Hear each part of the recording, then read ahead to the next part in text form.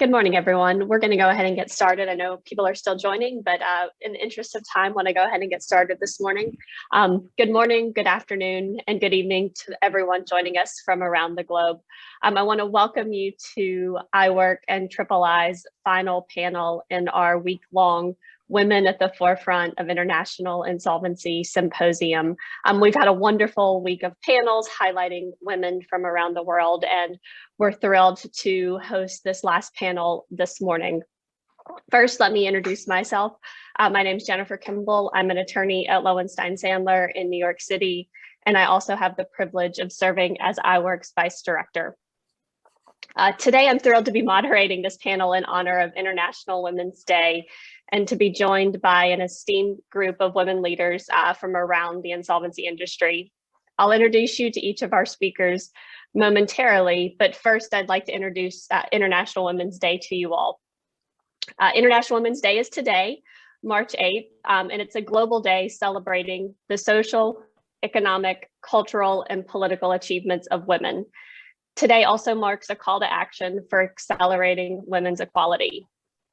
The theme for International Women's Day this year is Choose to Challenge.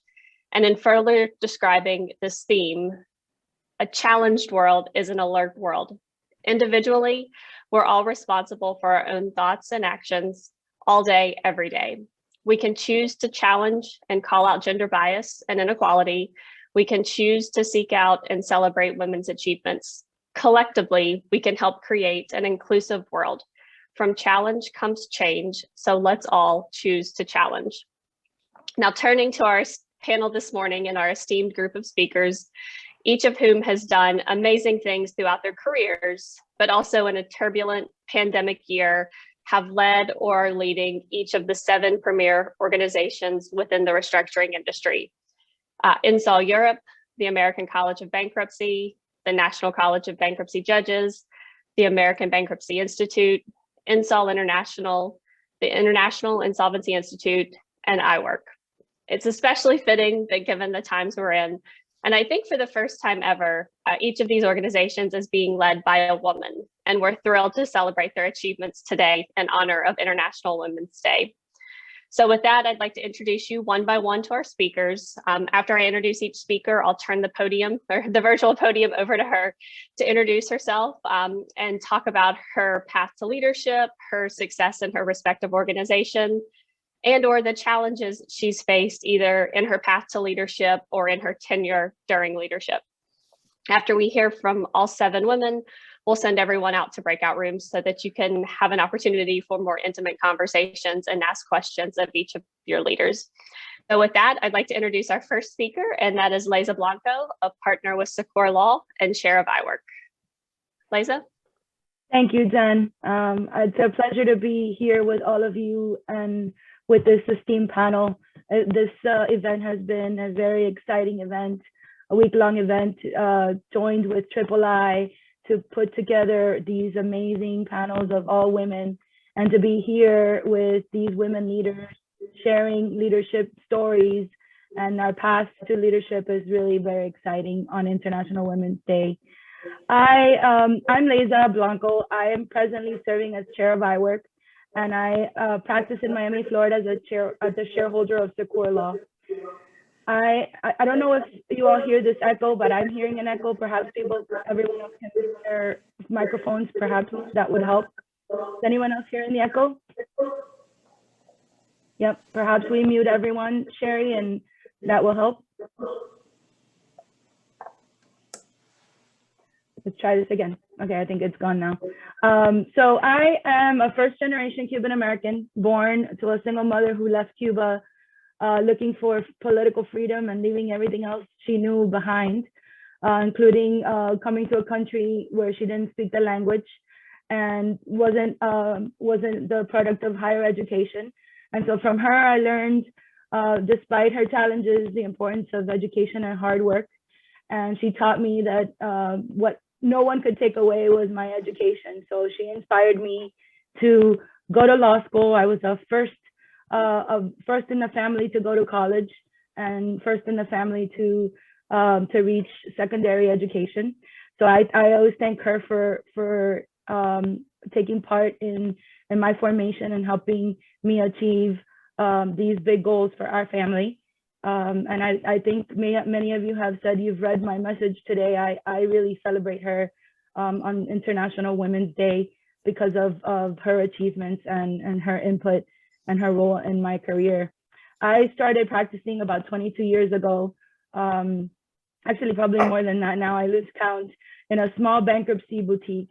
And I was very fortunate to have a strong female mentor in the firm who helped me learn the practice of law, learn what it was like to be a female working in a pretty male-dominated career and in a male-dominated environment, because all the other partners in the firm were male.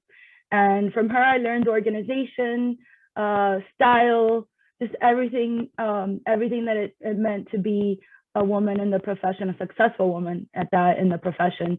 So I thank Marta Singerman very much for my formation and for my early years. And when Marta retired from the practice of law, I saw myself in an environment with all men and lacking a mentor and a support. And at that point, I found my support outside of the firm. Many women who were leaders in the practice at the time reached out and provided different aspects of support. One of them is right here with us today, Judge Laurel Isicoff, who when she was still practicing law, was one of those mentors who mentored me from afar. And she taught me some very, very valuable lessons, one of which I'll share with you today. As a young lawyer, I went from being a single person to then a married person to then a married person with 2 children. So certainly that was a transition that is not an easy challenge. It's not an easy transition for all women. And I was able to transition successfully from one to the other phase in my personal life while being in the practice of law with the help of my friends from outside and inside the firm. And Judge Isicoff taught me a very important lesson, which I never forget and I still use today. And that is, she said, you know, you've earned your right to be in this profession. You've studied hard and you've successfully reached a point in your career where you should treat yourself as a professional. So if you need to be at an appointment with your sons or at a personal appointment, you just simply put on your calendar out of office appointment, and no one needs to know where you need to be or where you are. You're simply out of the office. And that enabled me to have some flexibility that I otherwise would not have enjoyed, not wanting to share with my male colleagues where I was at a particular time and date. If my children had a doctor's appointment, etc., I felt comfortable with my out of office appointment, which today I still use. So that was an important lesson from Judge Isicoff that I'm not even sure she remembers teaching to me, but to this day I don't forget it and I pass it along for you all to practice. I joined IWIRC early in my career and was encouraged by Judge Isicoff, Allison Day, and Trish Redmond to become part of the organization. Shortly thereafter, I worked my way up into the leadership as the chair of the Florida network. And it was then that I started to participate internationally with IWIRC in their international events. And that actually was a pivotal point at which I recognized the value of women working together and women supporting each other. You know, as part of IWIRC's mission, IWIRC taught me that women, when they support each other, can achieve great things. And so I became more and more involved in IWIRC internationally. And with that came many benefits, including business development opportunities, referrals from other women. And I started to feel more and more confident in my ability to generate business and be more successful in my profession. So I decided at that point in time that IWIRC was worthy of my complete, dedication, and I set myself on a path to leadership in IWIRC internationally, which turns out very well because I'm now enjoying being the chair of an organization that I love very, very much and whose mission is very important to me. I was lucky along the way to have very supportive mentors and sponsors. And I am, using this opportunity and this leadership role to pay it forward. So as I learned from my mentors, the ladder down mentality is, I think, the most important for women who lead in this profession. As chair of IWIRC, I have taken upon myself to make diversity, inclusion, and belonging part of my platform this year, because I truly believe in the power of working together, being inclusive, and paying it forward. So I'll leave you with these thoughts. I think that from my perspective, thinking IWIRC first works. Think IWIRC first when you think about professional opportunities, whether it be speaking on a panel or referring a case. Think about your female colleagues in the profession and inspire and connect them with people that will help them grow. Choose to challenge, as the theme for today is, and continue to inspire those around you and shine on. Thank you, and happy International Women's Day to all you incredible ladies. Thanks, Leyza. Excellent lessons. Next, we're going to go to Debra Grassgreen, who's a partner with Pachulski, Stang, Ziehl, and Jones, and is also the president of III, the International Insolvency Institute. Deb? Good morning, afternoon, evening, wherever everybody is. It was very inspiring to hear Leyza speak. I'm Debra Grassgreen. As Jen said, I'm the president of the International Insolvency Institute, and I'm a partner with Pachulski, Stang, Ziehl, and Jones in Northern California office. None of us are going into the office these days.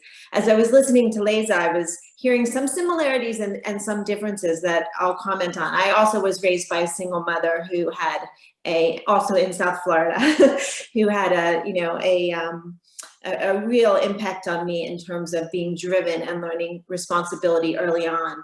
And I also had a mentor whose last name was Singerman, but it was a man, Paul Singerman. I've had some fabulous mentors in my career, but just a few comments. I really thought about the theme, choose to challenge. And what I thought was so interesting about the theme, choose to challenge, is it's spoken in the active, choose to challenge, not be challenged, which is react to being challenged. What do you do when you're faced with a challenge? And that made me think a little bit, and it's interesting to hear the way Leyza approached it. I was thinking back on my early days, and I started practicing a few years before Leyza. In fact, when I started practicing law in Miami, women weren't allowed to wear pantsuits in our office, in the Miami office of a Wall Street firm.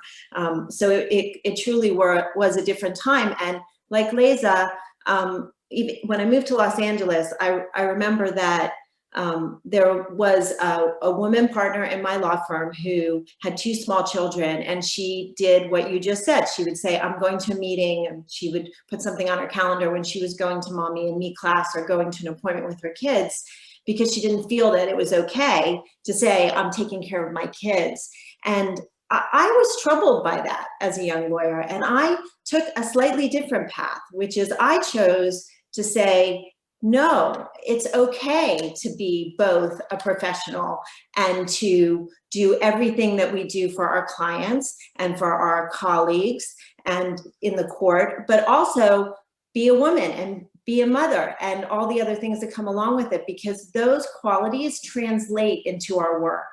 So I very early made a conscious decision, and it took a little bit, and times have changed, and now I think it's completely acceptable. But I would say, I'm actually going to do this personal thing, or I have a friend who's sick and I need to be there for them. And I found that clients in particular respected that, because they knew that if you have devotion to your family and you have devotion to your friends, you're going to have devotion to them. And it goes to who you are and the quality of your character.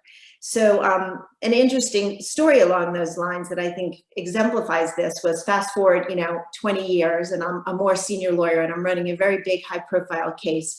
And we've got a big meeting at their offices over the weekend, and it's out in the middle of nowhere at a factory, and there's no food and nothing around. So I'm getting up and heading out to go to the meeting, and I'm leaving early, and I said to my husband, I'm going to the store, I got to get a bunch of food and drinks, there's nothing there. I'm bringing lunch, I'm bringing cookies, I'm loading up the car. And he said, what are you doing? and my husband is a professional person as well. He's like, what are you doing?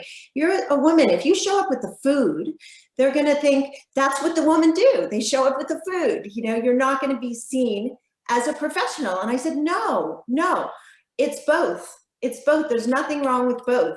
Maybe that would have been the case if I was the most junior lawyer on the team, and maybe that might not have been the way to present myself, but I was running the team and I was running the meeting and I was showing up with the food and making sure that everyone was, you know, hydrated and fed and everything else, and we were getting through, and it showed a sense of humanity, and I didn't feel that it undermined me, but it was an active choice.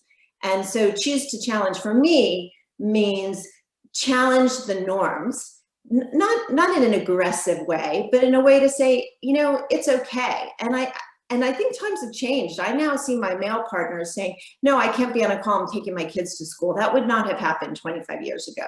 But I hear that, and it warms my heart, because I think it's important for everyone to know that no matter what we do, we're all human first, and that's important. So that's my choose to challenge story. In terms of III and my path to success, I mean, I think you'd be hard pressed to find anyone who's been successful in their career who did not have a fabulous mentor. And I've had a couple of them. They've been men mostly, but that's okay too. They've been men who had a huge amount of respect for women. And I've been really lucky in that regard. But in terms of III is an honorary organization, so you get invited to join it, and it's full of leaders, it's full of accomplished people. So to me, it's been one of the greatest honors of my career to lead that organization. But I think in trying to move through an organization, there's hard work and determination, absolutely, but also a little bit of luck, being just in the right place at the right time. And for me, that was the case with III, because III was led by a single founder for 15 years. And, you know, about the time that I had joined the organization and then had been asked to join the board, the organization was going through a transition, because you can't have one person run an organization forever. And, you know, we didn't have an organizational structure like a lot of the other organizations on this call have. And it was being formed.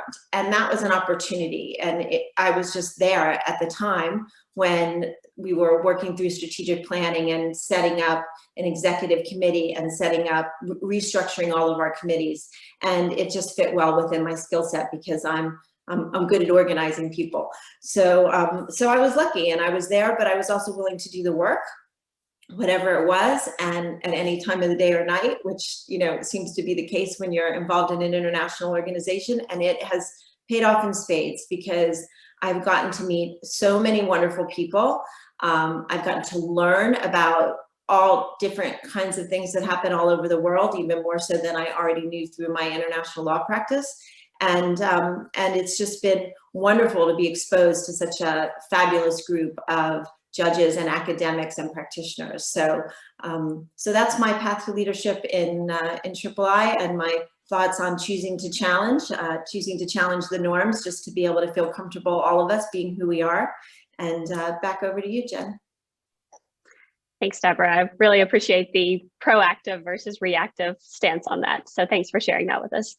Next, we're going to go to Julie Hertzberg, who's a managing director with Alvarez and Marsal, and also president of INSOL International. Julie? Thanks, Jen. And good morning, good afternoon, good evening to everybody.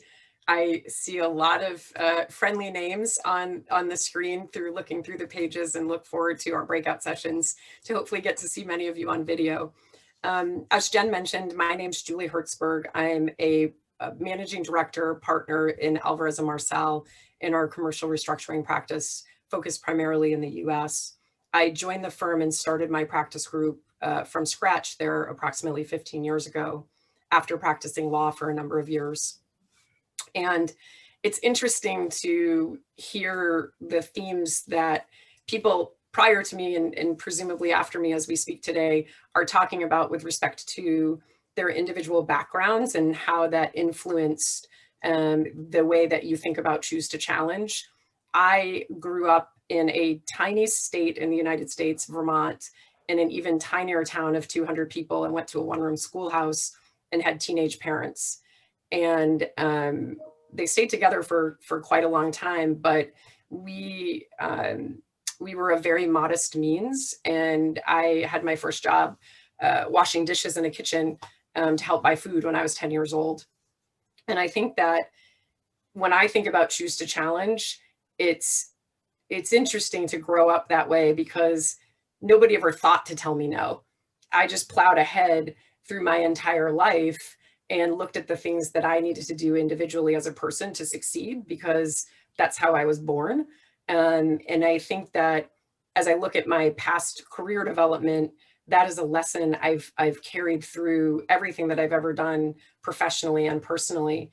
And to Deb's point, my number one thing about the way that I conduct myself personally and professionally is you have to be true to who you are. I'm the person getting those groceries too. I'm the person who will pour water for somebody if we're giving a pitch and I see somebody, talking in the middle of the pitch and their voice gets scratchy. I am not ashamed to be thoughtful and get up and pour the water for my colleague. And that's just how I've always been. And I think it really is because of how I grew up, and I never take anything for granted. The way that I found INSOL International and why I have interest in that group specifically as an international organization versus focusing on more of some of the US-based ones is when I went to law school, I was actually getting a Master's of Latin American Studies simultaneously with a law degree with the intent of becoming an immigration lawyer. And I had a strong passion for helping curb violence against women, and specifically worked on the Violence Against Women Act, the battered immigrant women portion within the US in 1994, when now President Biden and now deceased Senator Wellstone were drafting that.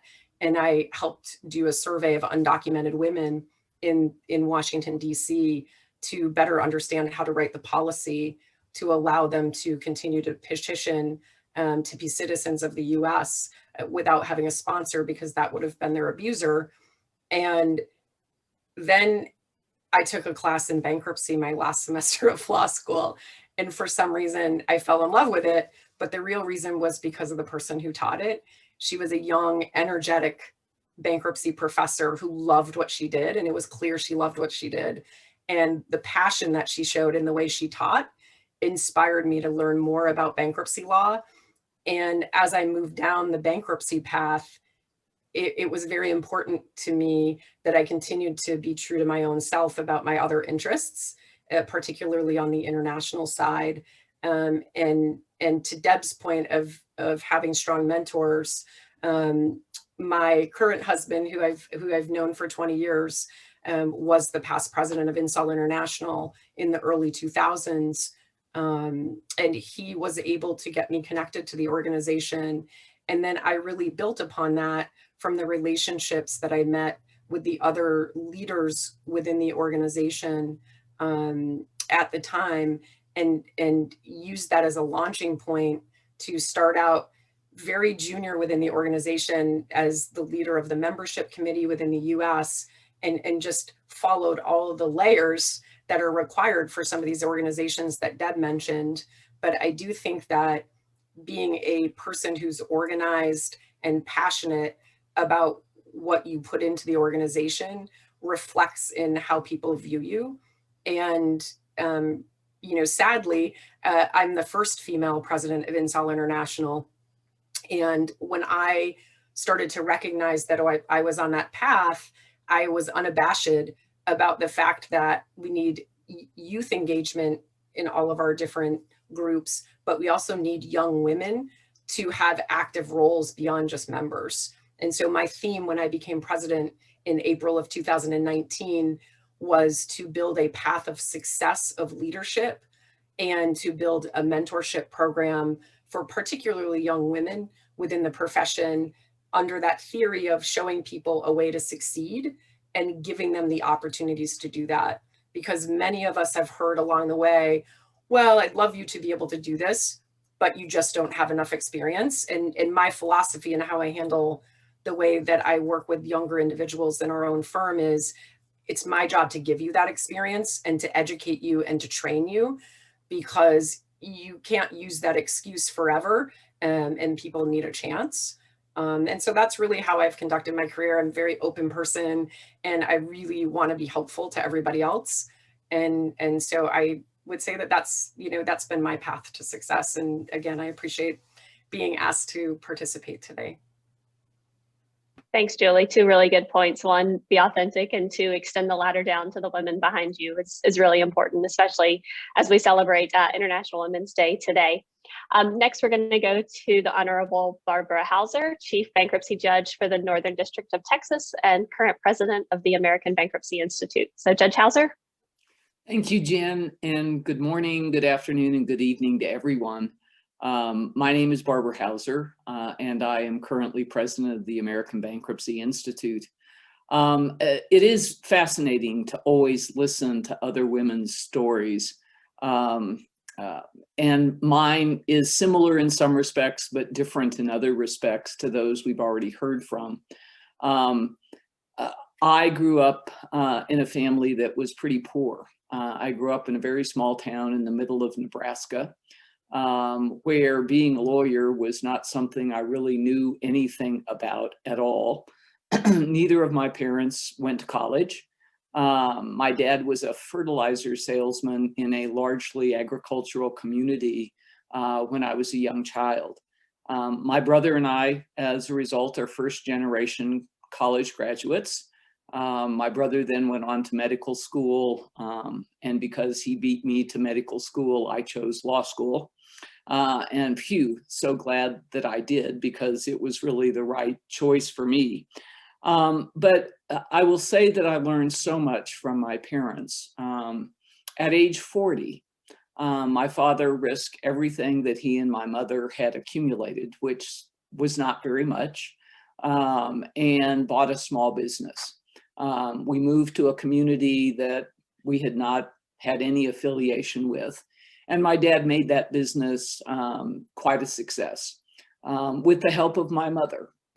And I must say that what I learned from my dad, who was not a great reader or a great talker, but what I learned from my dad is that through hard work, you can do anything. Anything you set your mind to, if you're willing to put in the elbow grease, you will be successful at it. What I learned from my mother, who I can honestly say was my best friend until her death, she was such a bright, intelligent, hardworking woman, and she aspired, because she had not had opportunities like I was lucky enough to have. She aspired to be a lawyer because her oldest sister was married to a lawyer. And my Uncle Jim had a sister who was a lawyer. So this was a woman even older than my mother and was in the legal profession. And so I've often felt like, and Freud might have an interesting thought on this, but I've always felt like I sort of had my career for both my mother and me. And she was my proudest supporter, my biggest ally, was there for my first argument before the Fifth Circuit Court of Appeals as a lawyer, was there in my first major bankruptcy case where I was handling the matter myself and taking on lawyers much senior than me. And she was just so proud of me. It really inspired me to continue to be passionate about what I do. And I feel like I just sort of lucked into bankruptcy. I am probably the oldest person on this panel. And when I was in law school, I didn't go to law school thinking I would be a bankruptcy lawyer, that's for sure. Secondly, there wasn't even a bankruptcy class taught in law school when I was in law school. And so I sort of lucked into it early in my career with one of the old large law firms at the time in Dallas, and absolutely loved it. And so as my wife would say to you, anything with a B in it, so long as the B stands for bankruptcy, I'm there, I'm passionate about it. and I'm going to be working towards it. So I think that the magic formula from my perspective for success in working your way up the leadership ranks in organizations is be passionate about the organization and its mission. Whatever that is, whether it is, in my case, mostly bankruptcy stuff, or anything else you choose to do, be passionate about the mission of the organization. Say yes, and then do the work. If you do the work and you do it well after you've said yes, it's going to be like an escalator up the leadership ranks all the way to the top of the organization. So that's sort of been my magic formula, and I've used it throughout my long career. I was admitted as a member of the American College of Bankruptcy, the organization that Melissa now heads, in 1994. And I worked my way up the ranks of the college to senior leadership positions. I was invited to become a member of the National Bankruptcy Conference in 1996, and I was similarly active and engaged within that organization. In 2000, I left my career as a practicing lawyer that I loved and became a bankruptcy judge. And 9 years later, I was president of the National Conference of Bankruptcy Judges, again, applying that same magic formula: be passionate, say yes, do the work well. And sure enough, the escalator went up to the top ranks of that organization. And within the judiciary, I've done the same thing. I have taught for many years at what we call baby judge school.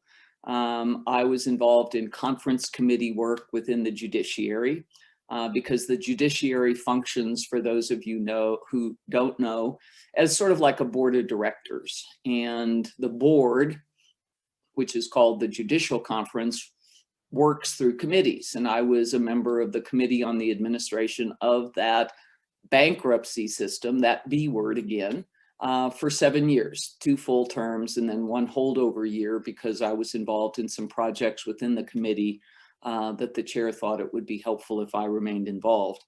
I currently sit on the board of directors of the Federal Judicial Center, which is a very small board for the research and education arm of the federal judiciary. And that board happens to be chaired by the Chief Justice of the United States. So I've had the opportunity to work with Chief Justice Roberts for the last 4 years on that board. And then, of course, no good deed goes unpunished. And I was asked to lead a 5 federal judge mediation team in the historic Title III cases for the Commonwealth of Puerto Rico. And that brings me to ABI. And again, it's the same thing. ABI is a very large organization, as you all know, some almost 10,000 members. And there is a very definitive sort of stepping stone process to leadership within the organization. But it involves getting engaged at the committee level, making yourself visible within the organization, working hard. Ultimately, that will often lead to being invited to become a member of the board of directors. And then from your work within the board of directors, you can be asked to become a member of the executive committee of the board, and then an officer, etc. So it's like every other organization. But I do want to say a couple of things. People have mentioned mentors.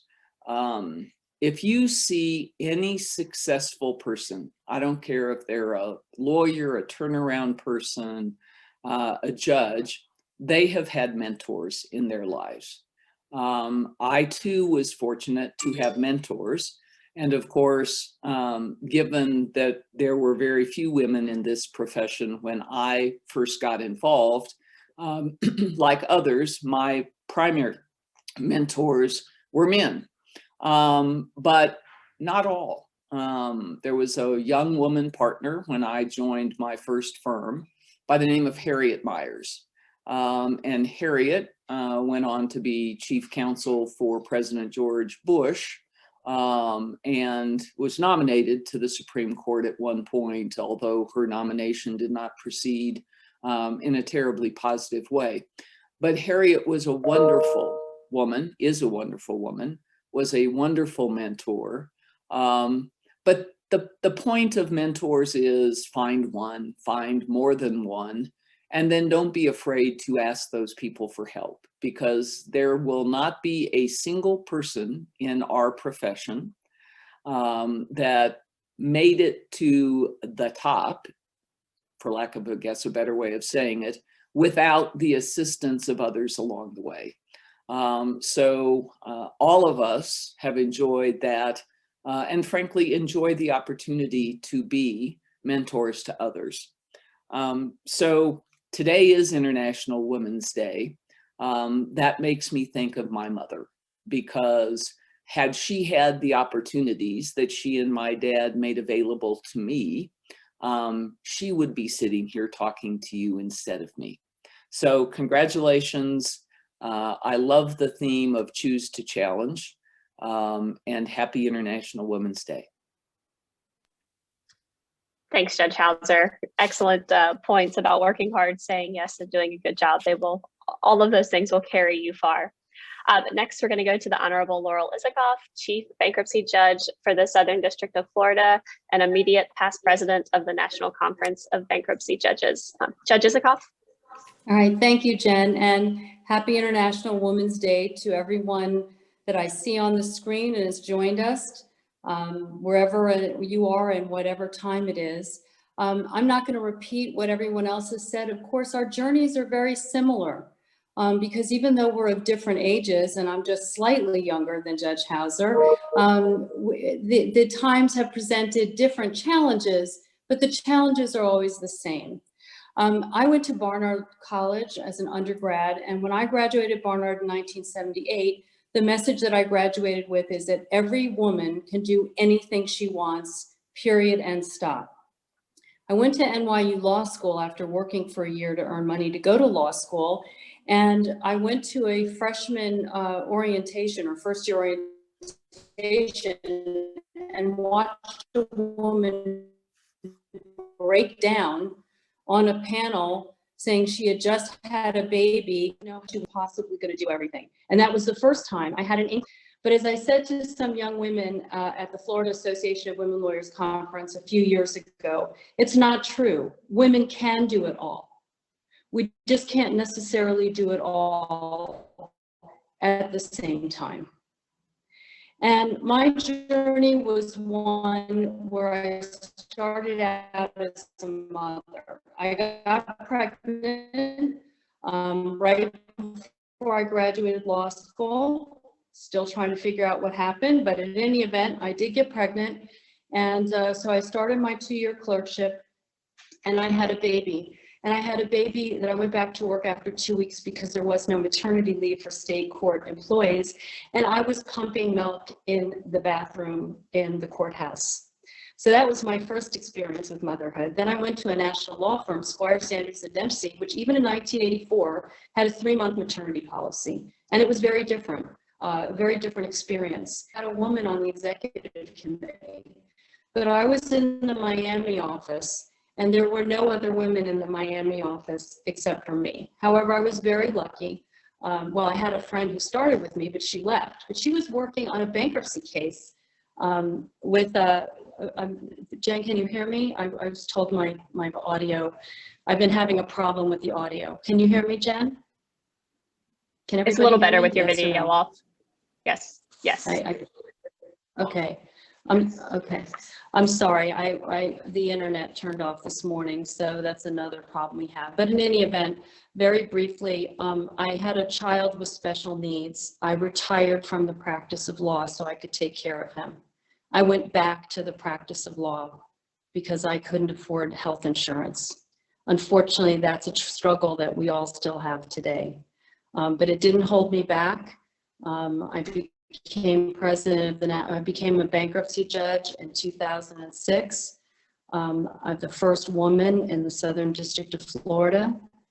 I became the first woman chief judge 4 years ago, and I became president of the National Conference of Bankruptcy Judges, doing the same things that Judge Hauser did.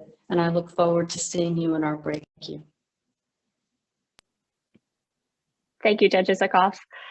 Turning next to Melissa Kibler, Managing Director with Mackinac Partners and President of the American College of Bankruptcy. Melissa? Hello, everyone, and happy International Women's Day. My name is Melissa Kibler, and as Jen said, I'm a Senior Managing Director at Mackinac Partners, a turnaround, restructuring, and advisory firm. I spent the first part of my career at much larger firms, starting at Price Waterhouse, and then was a partner at KPMG before our practice was acquired by Mesereau Financial Consulting.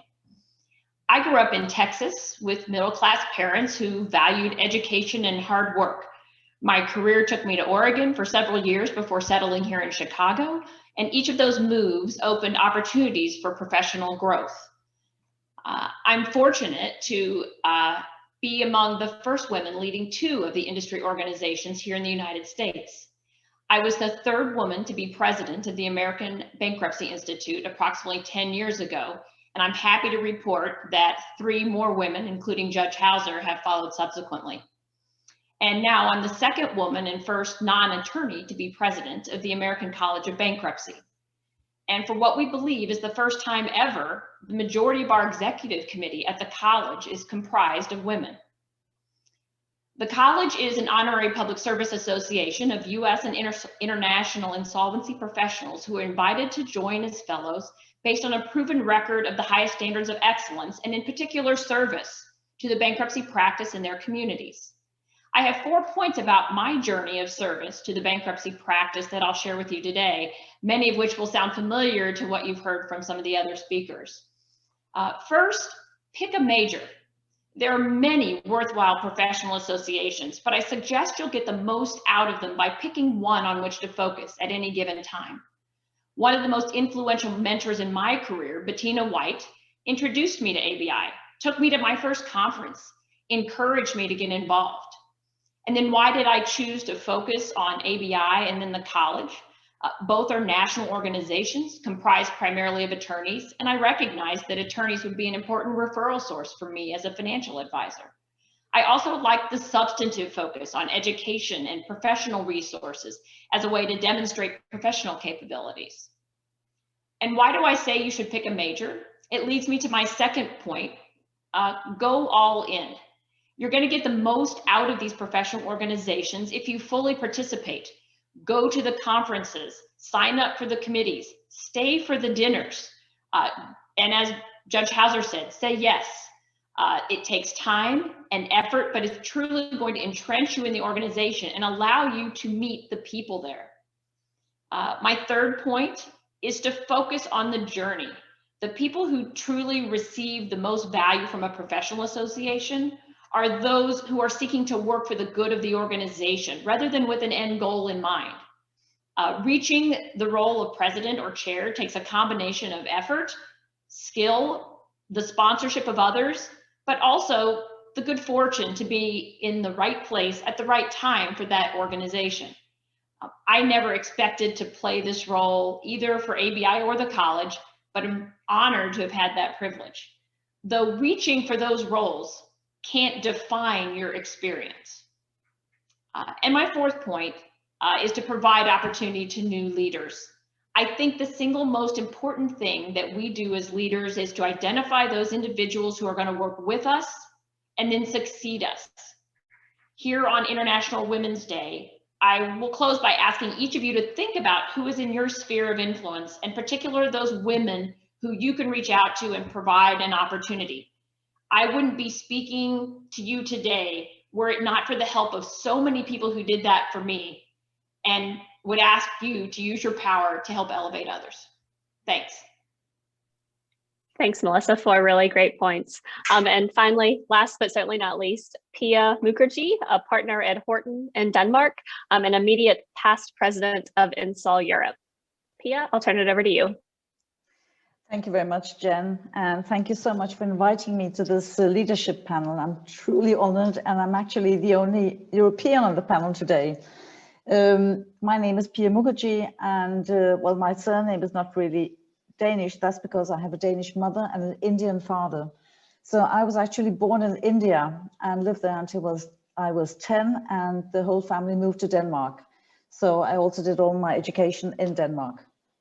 I am, as you said, the immediate past president of INSOL Europe. I finished my term as president in October last year, and now I'm immediate past president. And in my day job, I'm a lawyer and I'm a partner at Horten, which is a major Danish law firm, which has 3 offices in Denmark. And I'm head of our restructuring and insolvency team. I graduated something like 30 years ago, and I've always been working with insolvency. I think basically I stumbled into the insolvency world by chance. So that was the first office where I was trained, was a specialized boutique firm working with insolvency, but I really liked insolvency work. And I have, oh, what's going on here? And I've been working with insolvency ever since. I focus mainly on taking appointments, and I really like taking appointments where I am actually acting as trustee of the bankruptcy estate. I'm the one who decides what is going to do, or what's going to happen. I also do some advisory work. My path, my career, I think that I think I can echo quite a lot what has been said by the other panelists. As said, Debra and Julie said that you also have to be true to who you are. And I think that's very important not to forget, because that really makes decisions when you want to, come to a crossroad, should I go left or right? You really have to think, is this right for you? And that also means that I have made some decisions in my career. For example, when I had my first child, I actually decided to have 9 months of maternity leave, which was quite unusual in my profession, not unusual in Denmark at that time, but very unusual in my profession. So actually quite a lot of junior lawyers came to me and asked, how could it work? But it could work because it was the right thing to do for me. And I also discovered that if you have an employer who actually appreciates you as an employee, then they will also take you back after 9 months. So that it's a question of just raising your hand and saying, this is what is right for me to do. Joining INSOL Europe, I joined INSOL Europe 15 years ago. INSOL Europe is we pride ourselves thinking that we are one of the leading pan-European associations of insolvency professionals, and that around 1,200 members are lawyers, accountants, academics, and judges. So it's a very diverse range, and it's really interesting, I think, and interesting to hear and talk to all the members which meet at conferences and so on, and hear how things are in their countries, in their jurisdictions, and how they also manage with the challenges they face in their jobs, in their professions. Actually, INSOL Europe has a 40 years anniversary this year, which we are celebrating, as you can see on the logo I have on the screen behind me. 15 years ago, I attended my first conference, and it was the senior partner in my team who took me along to the conference, and I really enjoyed being at that event and talking to people from all over Europe, and also traveling to very nice places. And coming back from a conference, you have met very interesting people. You had also heard a lot of interesting stories and got also quite a lot of new knowledge. So INSOL Europe was really a very interesting association, and I continued joining the conferences. But just joining conferences, it wasn't enough for me, because I really like being there where things are decided and trying also to put my mark on how the future will be. As I also am head of our restructuring practice in my law office, I volunteered and to do more for the association, and in 2012 I was elected to the council. And a couple of years later, I was invited to be a technical co-chair of the conference, which was held in Berlin. And I must admit that when I was asked whether I would be a technical co-chair, my first thought was, oh, can I really manage that? Can I really do that?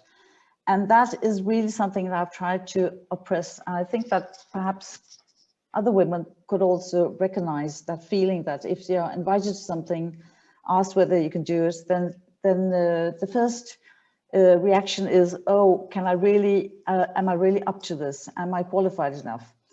And that also came up when I was invited to become the next vice president in 2017. And that is something I think that we should really, as women, we have to try to oppress the instinct that you doubt on your abilities. And I think that I really envy men, because I think most men don't have that instinctive reaction if they are invited to do something or offered anything. So I started as a vice president in 2017, and then we have, after deputy president, and I took on as president in 2019. And in my presidency, I have also tried to, also my involvement in the council in the years before that, to work for more transparency in the organization, so more people could come in. It's easier to see where you can make a difference and how you can come into the organization, and if you want to do something, that you can actually get the opportunity to do your part as well.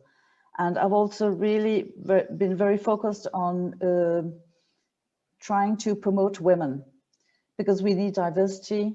It's women and also younger professionals to the association. So we have also tried to set up a young members group, which is very successful, where young members can meet each other, so young people don't have the notion that when they actually go to the conferences that it's everybody is quite senior, because I remember when I attended my first conference 15 years ago, I really felt very, very junior, because most of the others were quite senior to me. And it's really helpful if you find somebody, also, you know, younger people who you can connect to. And over the years, you also really, in that sense, you can grow a very good network, because the juniors, as yourself, we also evolve to becoming partners and the future decision makers. And it takes quite a while. It takes several years to develop a good network. And I will also echo Judge Hauser's motto that you also should say yes instead of saying no. And I think that was my piece for now. Thank you very much. Thanks so much, Pia. 3 really great things. 1, confidence, and 3, opportunity. So really good lessons that all tie in very well to International Women's Day. So with that, we're going to shift things up just a tad here, because all of you ladies had such wonderful stories, but took a little longer than we were anticipating. So we're going to send everybody out to breakout rooms. But before we do that, I want to wrap it up. And so when folks finish their breakout sessions, and we're going to go about 10 minutes, then people can just sign off from there. But I want to, first of all, thank you wonderful women for taking the time today to share your stories. They were incredibly inspirational, and we look forward to seeing you all soon. So Sherry, I think you're sending everyone out, and we will go from here.